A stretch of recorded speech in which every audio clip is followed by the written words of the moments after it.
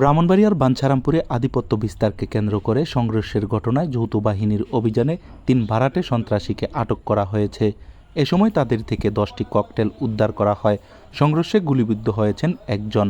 গুলিবিদ্ধ ওই ব্যক্তি জয়কালীপুরের মইন্দারবাড়ির মৃত মিজানুর রহমানের ছেলে মোহাম্মদ মুকসেদুল। শনিবার বিকেল 4:30টার দিকে উপজেলার পাহাড়িয়াকান্দি ইউনিয়নের জয়কালীপুর পূর্বপাড়া এলাকায় এই অভিযান চালানো হয়। আটককৃতরা হলেন নরসিংদী রায়পুরা উপজেলার মির্জারচরের মৃত ভেনু মিয়ার ছেলে মোহাম্মদ রেজাউল করিম, মোহাম্মদ তাজুল ইসলামের ছেলে মোহাম্মদ আজিজুল হক এবং মোহাম্মদ মুজাম্মেল হকের ছেলে মোহাম্মদ সুলাইমান।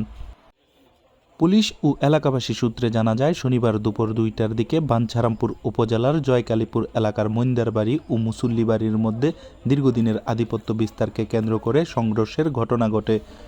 সংঘর্ষের আগেই জুবায়ের ও রফিকুল ইসলাম চাচা ভাতিজা গ্রুপ ট্রলার যোগে ভাড়াটে সন্ত্রাসী এবং দেশীয় অস্ত্র নিয়ে এলাকায় প্রবেশ করে। খবর পেয়ে যৌথ বাহিনী দ্রুত অভিযান চালিয়ে ঘটনাস্থল থেকে 3 জনকে আটক করে এবং 10টি ককটেল উদ্ধার করে। ওই সময় সংঘর্ষ চলাকালে মইন্দারবাড়ির মুকসেদুল গুলিবিদ্ধ হন। পরে তাকে বাঞ্ছারামপুর উপজেলা স্বাস্থ্য কমপ্লেক্সে নেওয়া হলে চিকিৎসক তাকে দ্রুত ঢাকা মেডিকেল হাসপাতালে রেফার করে। এ ঘটনায় আটককৃতদের বিরুদ্ধে মামলা প্রক্রিয়াধীন রয়েছে বলে জানিয়েছেন বাঞ্ছারামপুর মডেল থানা পুলিশ।